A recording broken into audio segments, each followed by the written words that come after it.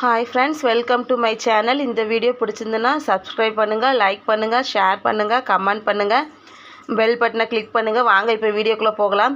இப்போ பொரிகடலை துவையல் வந்து எப்படி அரைக்கலாங்கிறத பார்க்கலாங்க.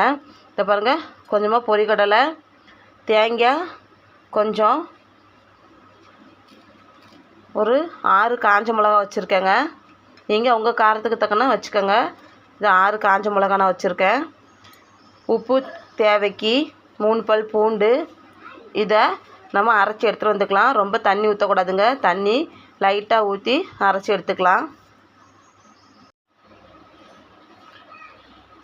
இதை பாருங்கள் ஃப்ரெண்ட்ஸ், இந்த பதத்துக்கு அரைச்சி எடுத்துக்கணும். தண்ணி வந்து ரொம்ப விடக்கூடாது, கொஞ்சமாக விட்டு இதை பாருங்கள், இந்த பதத்துக்கு நல்லா கெட்டியாக அரைச்சி எடுத்துக்கணுங்க. தண்ணி ரொம்ப விட்டிங்கன்னா ஒரு மாதிரி சதன்னு இருக்கும்.